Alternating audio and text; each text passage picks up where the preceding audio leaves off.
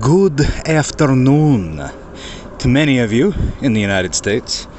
Good morning to many of you also in the United States. It's morning at the time that we are recording this. It is the morning. Yes. Yes, as Nags would say. Yes, I can't do it. He's good at that. I'm not.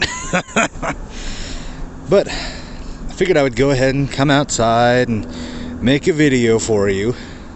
Not necessarily because I want to, but because I love you so much. I love you. Oh my goodness. No, we are not inebriated today. No, we are not on any substances today. It's just my Saturday, if you will. It's a Friday in the regular week. But it is my Saturday today.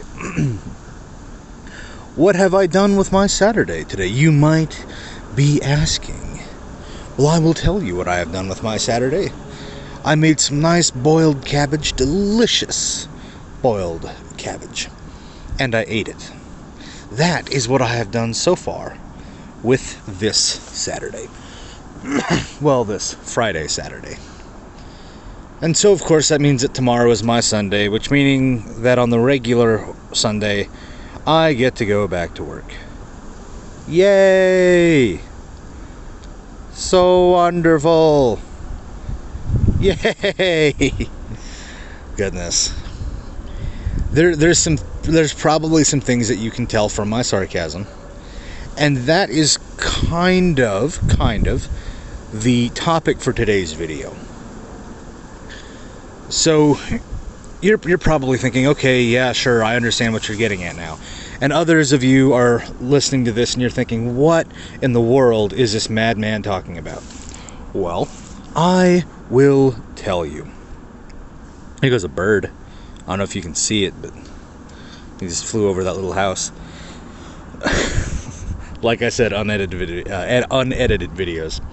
But no, so what I wanted to talk about today, I was awake last night watching YouTube on my television, and I got to thinking. I remember being but a wee child, a wee boy, if you will, just a wee small boy, traipsing the woods of Arkansas. And then, of course, one day I got on a plane and flew out here, where it's hot one day and then it is -50 the next day. It is so cold out here. But no, I remember being a boy, and I remember I remember I was maybe 16, 17, and I was talking to the principal of my school, and I was telling him how the Iliad and the Odyssey, both of them, were just really boring for me. And I remember my principal looked at me and said, "No, you're not boring. You just don't understand them. You just don't understand them." And maybe that was true.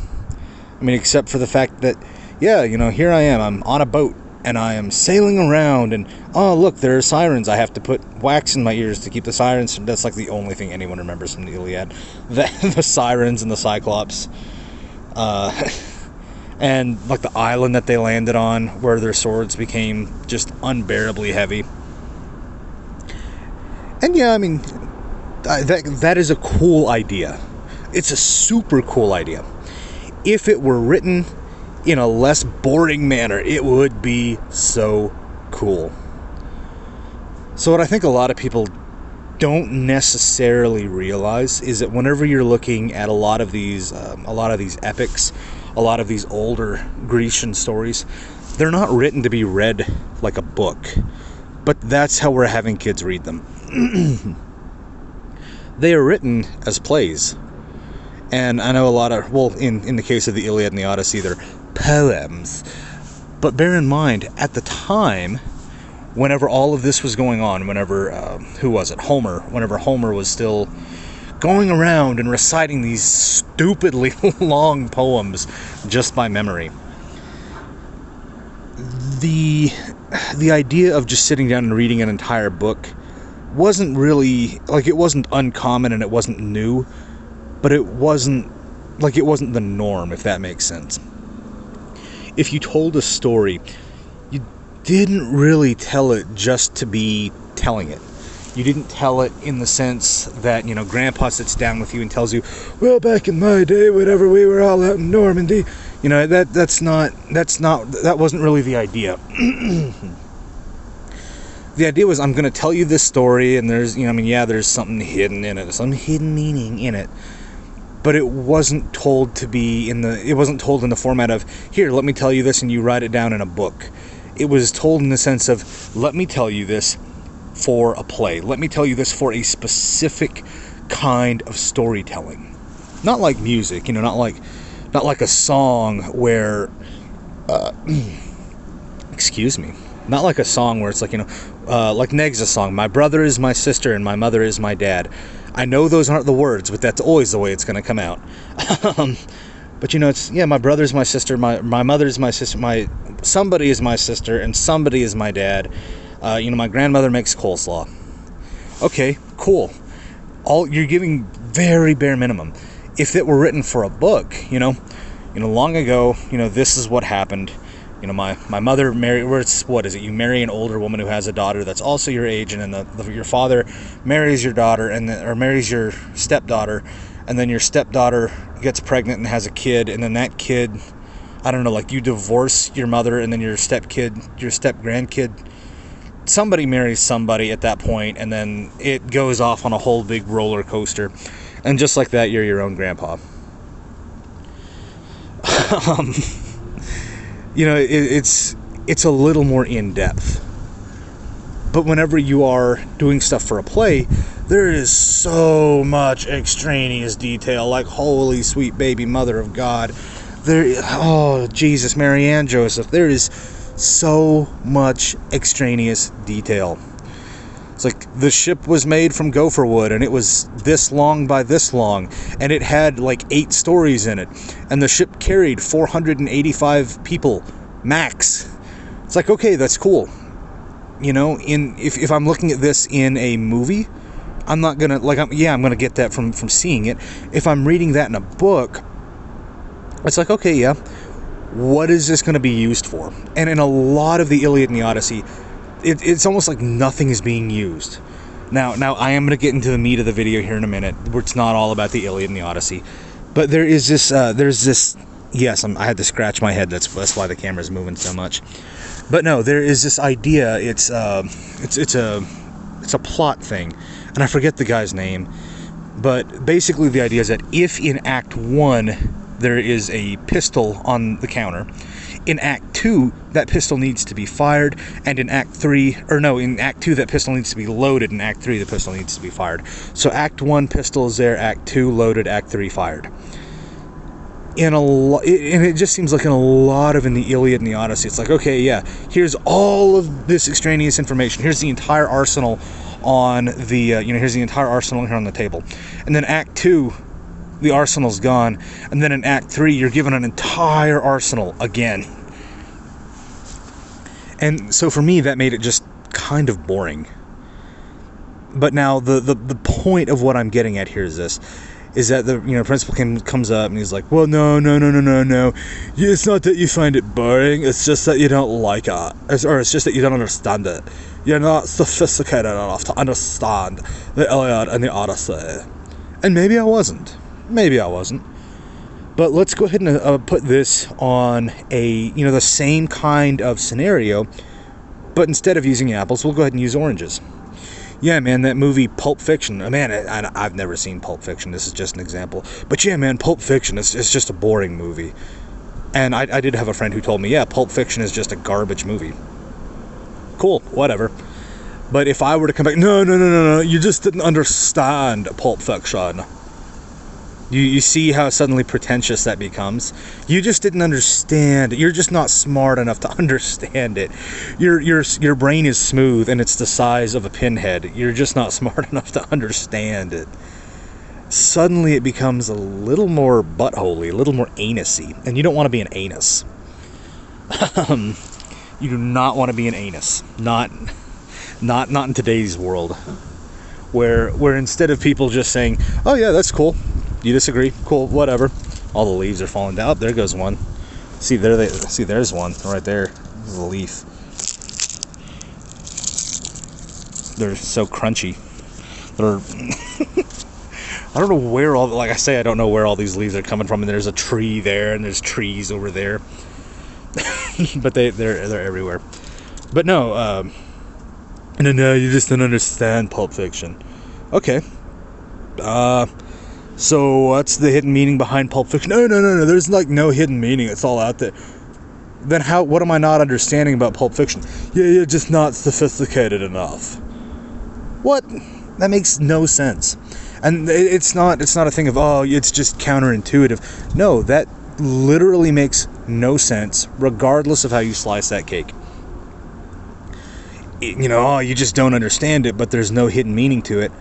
Okay, so either you believe there is hidden meaning to something while simultaneously telling me there's no hidden meaning to it, meaning that you are insane and have no idea what you're talking about, or I am so unbelievably stupid that I cannot look at something very basic and tell, yeah, that makes sense. Yeah, this is 2 + 2 = 4.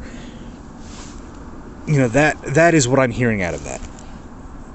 Maybe someone has a little better insight on that they would like to put in the comments of this video. If you do, let me know.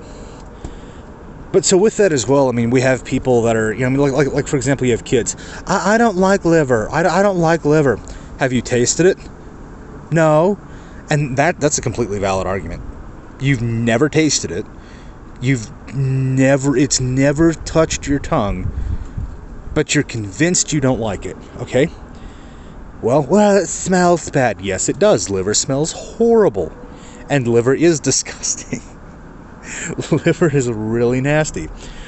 But if you've never tasted it, why then are you saying that you don't like it? If you have nothing to go off of, there's no evidence there. And even with it, I mean, yeah, this whole video is basically about anecdotal evidence and all that fun jazz. But it's like, yeah, you've never tasted it. Go ahead and give it a taste, and then tell me that you don't like it. That's fine. If you taste it, if you eat an entire like tableful of liver and you hate it, okay, great. Then I'm pretty sure that whenever you tell me you don't like liver, that you don't like liver. But if you've eaten liver before, and assume that it was maybe 5 years ago, yeah, taste buds will change a little bit. But assume that you've gone ahead and, it's been 5 years, you're eating liver now, or you ate liver 5 years ago and you're at someone's house, or, your mom comes over, or you go over to your mom's, and she's like, hey, I made liver. Cool, great, I hate liver. Sorry, Mom, I'm not going to eat the liver. But the last time you had it was like 5 years ago, your taste buds have changed, eat it. No. Because last time I had it, it was pretty garbage. And yeah, it's been 5 years, but if if the only thing changing are my taste buds, and let's face it, they only change realistically only very slightly. So you're sitting there and you're just like, okay, I'm going to eat this liver. Bear in mind, liver is liver. Liver is liver is liver is liver. Livers, livers, livers, livers, livers. Livers, livers. Liver is liver. It doesn't change. You'll get liver from one cow or liver from another cow, and yeah, maybe this liver has a slightly less gamey taste than that other liver, but liver's liver. If it's like, for example, I hate liver, and I hate sauerkraut just as much as I hate liver. Liver and sauerkraut. There goes a squirrel on that other house. He's way too far for me to lean in, but he's over there on the roof.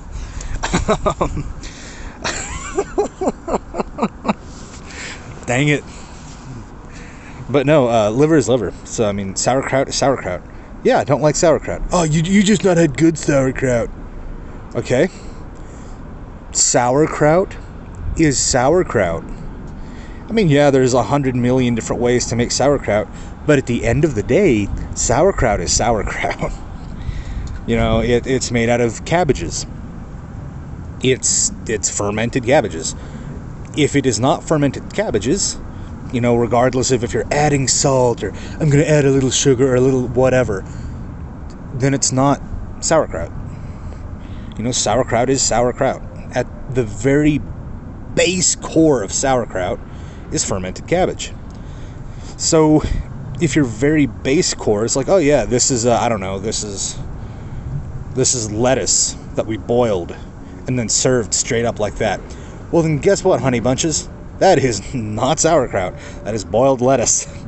It's like boiled cabbage. Boiled cabbage and sauerkraut are two different things. I mean, they're very similar. You start with boiled cabbage, and then you go ahead and you let it ferment. At least I'm pretty sure that's how you make sauerkraut. I don't make sauerkraut because I don't eat sauerkraut. But I mean, it's from the same plant. It's just two different ways. I love cabbage. Cabbage is amazing. I love cabbage in soups. I love cabbage in stew. I love just boiled cabbage with a little bit of black pepper on it. That is so stinking good. But sauerkraut makes me almost makes me want to get cheesed. I think that's the best way that's the polite way of saying that you really really hate sauerkraut. And with this, I know you're thinking, oh, this is just a lot of rambling. This is just another rambling video. Kinda. What I'm getting at with this is take a look around you right now. Right now. Just to pause the video, look around. What are you seeing? Are you at work? Are you at home? If you're at work, look around, look at your coworkers, and I want you to think about this. I mean, obviously, you're not stupid. You know that they have differing opinions. You know that some of the things you like, they don't like, and that's fine. But do they reciprocate that? Maybe. Maybe you work with some very sane people. Maybe you work with people who aren't all that sane, but are okay. They're fine people. And that's great. That's wonderful. That's awesome. Yeah. But dig this, okay? A lot of the time, whenever you're talking with people, and this is why they say, you don't talk about politics, and you don't talk about religion, and you don't talk about, sports or something, religion and politics and sports and like something like that. And there's a reason for that. There was a time in America whenever, let's assume that I go into the grocery store and I don't know, let's say I have a Trump hat on. Okay? So I walk into the store with a Trump hat on. That's my legal right under the First Amendment to walk into a store with a Trump hat on. Now let's assume that someone comes up and they've got a Joe Jorgensen shirt or a Biden face mask or an Andy Yang pin. Someone who supports a different candidate. Anyone. There was a time when those people would look at you and say, okay, they support Trump, I don't. Then that's fine. I'm just gonna, avoid that person and not talk politics with them. But now, and we saw this, in 2016, we saw it in 2012, we're seeing it now in 2020. Who's that? There's somebody driving around outside. But, like I said, unedited videos. But it has gotten to a point now where it's, oh, you don't support my political candidate, you don't agree with me, you don't like the same things that I like, triggered, cancel. Why? It's like, okay, you like the color blue, I like the color red. Oh, no. That's like that's like getting mad because your sticker from the doctor's office fell off after 3 weeks. Like the doctor super glued it to your head, and after 3 weeks of you wearing it nonstop, it fell off your forehead. Come on.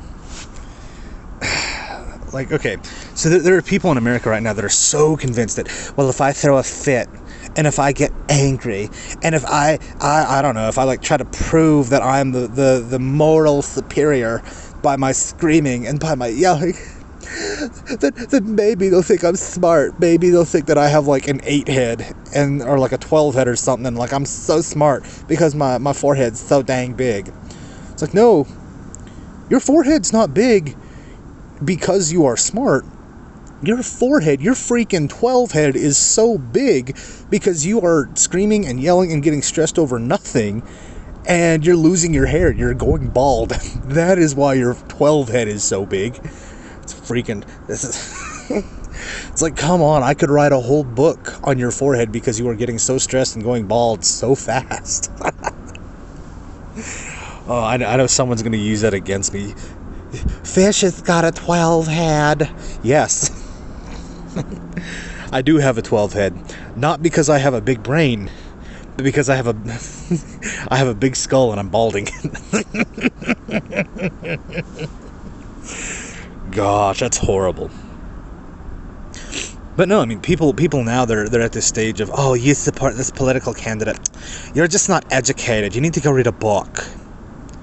And with that as well, it's like, okay, I've gone and I've read several books. For example, the Bible. I've read that 4 times, cover to cover. Let's see, what other books have I read? A lot of Andrew Clavin books. I've read a lot of those. Let's see. There was a book on the Great Wall of China that I read when I was in like elementary school. I read that. I read, there's a book on the Civil War that I've read. Okay, cool, I've read all these books. Which one was I supposed to read that was going to prove your point that I'm stupid? Because a lot of the people, and both sides of all sides of politics should be a circle, but every single side of politics, every single side of religion, every single side of everything has people that are going to run up to you and are going, do you support this or this or this? No. I have a different belief or a different opinion. Well, you're just not educated. You just need to read a book. Okay? And that's one of the go-to things is read a book. Which one? Do you know how many hundreds of millions of trillions of billions of books are out there? About that many. Sorry, like I said, unedited. But there's about that many books out there. Hundreds of millions of billions of trillions of gajillions of books. What am I supposed to read? Good night, moon? Good night, moon. Good night, fireplace. Good night sense of, impending sense of creeping in doom. Good night, scary pile of clothes in the corner. Good night, horrible smell that comes from me not having cleaned my room in 3 months. Is that the kind of book that I'm supposed to be reading? Or am I supposed to be reading the Bible? Am I supposed to be reading, the Quran? Or what am I supposed to be reading here? Am I supposed to be reading, I don't know, is it Margaret Thatcher? Who is it? Betty Crocker? No, not Betty Crocker. Whoever she is, am I supposed to be reading her cookbook? What book am I supposed to be reading?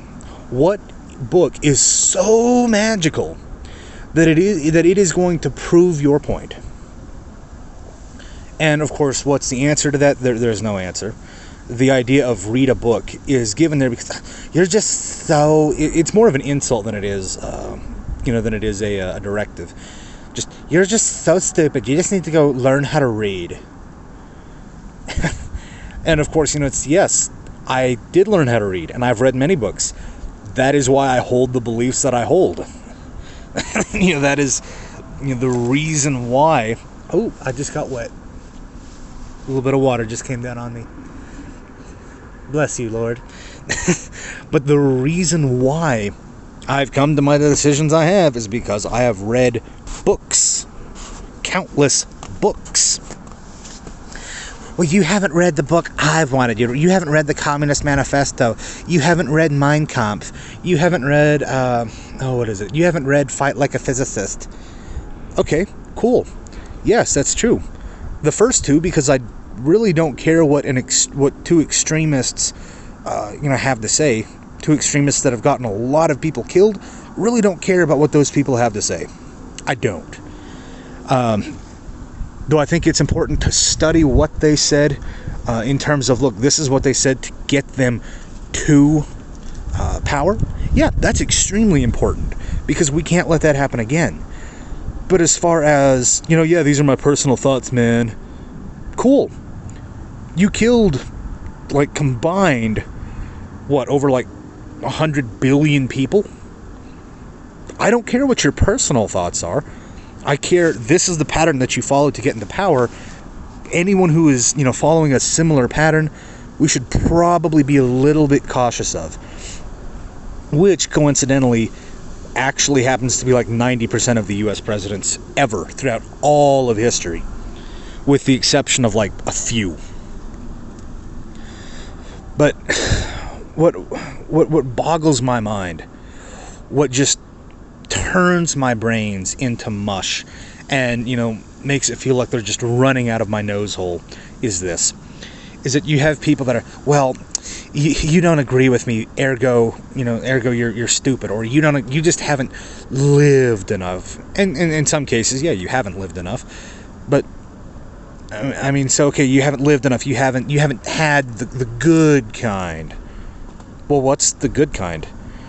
Well, the good kind is this kind. Okay, so what I'm hearing is that, yeah, good kind, no such thing.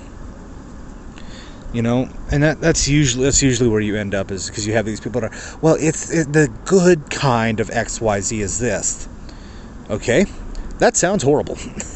And most of the time, it does sound horrible. And yeah, like I said, this is a little bit of just a rambling video.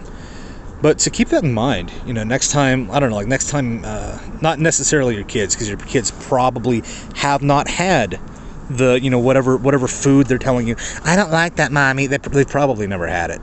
If you were around them 24/7 and they've never had it, then yes, they've never had it. But yeah, no, I don't like that movie. Like with your friends, I don't like that movie. Okay, cool. Then don't watch it. I don't like that political candidate. Cool. Then don't vote for them. I don't like that food. Cool. Then don't eat it. That simple solution. You don't like it, don't do it. Oh man, it hurts so much whenever I twist my leg 3 times, backwards. Then don't do it. If it hurts, quit doing it. If it's not something that you are having to do, if it's something that, yeah, man, every time that I put my knee up on a bar and smack down into my knee and bust my knee backwards, it hurts so bad, then quit doing it. No one is forcing you to do that. You are doing that by choice. Stop it. You're gonna screw your knee up. You will get to a point where you will not ever walk again. Stop it. Make it stop. Stop. Oh, sweet Jesus. But I mean, and two, don't try not to be the kind of people who are, oh, you support that person, then I just can't even with you. I just can't even. No, I mean, okay, there's nothing wrong with, oh, hey, you support that person. Yeah, I don't support them. Here's why. There's nothing wrong with that. But the whole business of, I just can't. They support this person, therefore they must be all of these other horrible things. Maybe. But, I mean, for example, my political candidate of choice. I do not support everything that candidate does. I do not support most of what that candidate does. But I do think that candidate is going to be much better than the other guy. And I can say the other guy because they're both guys, let's face it. But so the political candidate that I support, it's yeah, I think this candidate is going to do a much better job for the United States. I think this candidate is going to do a much better job for the American people and for me. I think that this candidate is the right choice in comparison to the 2 candidates that I have to choose from. But there are people who will, they'll come after me as, oh, you're this, and you're this, and you're this, and you're just all these terrible things. Why? Because I don't like your guy? Yes. What symptoms has that person exhibited of being all of these horrible things, aside from voting for someone who they think is better than the other guy? I mean, seriously. And of course, they're going to say, well, the fact that you voted for that person, that's proof. That's all the proof I need. Okay, you're delusional at that point. If me just thinking, okay, yeah, sure, I think this guy's going to be a much better choice than this guy due to this guy's record, and this guy is better because of his record, then if you think that is, I don't know, everything under the sun, all the things that one side is calling the other and all the things that other side is calling the first, then you're stupid. You are delusional. You need help. You need clinical psychological help.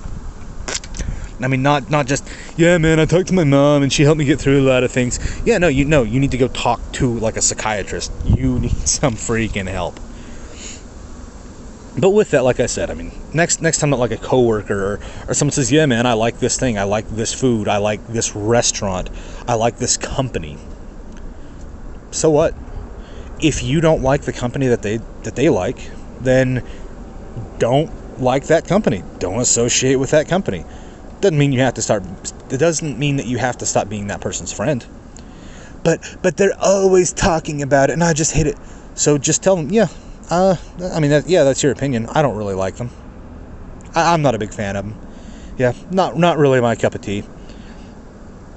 And their reaction is what you should go off of. That point of, well, you just don't understand what good stuff is, or, well, you just never had anything good from their company.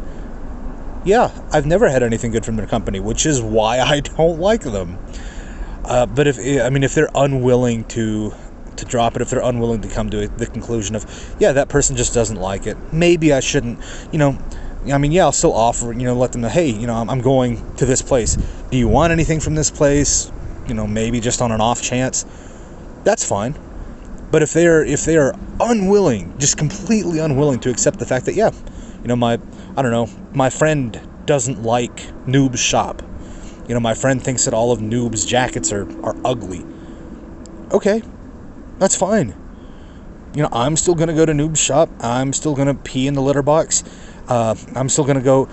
Well, no, I can't say that because I can't have Noob finding what I've been doing in his shop. That would get me banned for life. But, I'm still going to go over there. I'm still going to go get coats and jackets. Speaking of, Noob does sell a lot more than just rhino foreskin jackets and pants. Noob sells a lot of great things. Go check out his store. It's over there, over the mountain. I'm not pulling my hand out to point at it because it's like 30 degrees out and it's kind of cold. The wind is blowing and there's no humidity in the air. It is so cold. But no, you like something, they don't like it. Okay, cool, fine, perfectly fine. For example, I don't like Walmart. That's perfectly fine. Hey, do you want anything from Walmart? You know what? They have some really nice almonds. If you're buying, sure, go ahead and go get me some almonds. That's fine. But I'm not going into Walmart. I hate Walmart. I don't hate the products that Walmart has. I just don't like Walmart. So, keep that in mind. If someone is just being so obnoxious to the point that you can't stand to be around them, then don't be around them if it's at all possible. Be cordial. You're going to have coworkers that you're going to hate. Be cordial. Your coworkers are going to come up and they're going to be, hey man, you want to go to Walmart?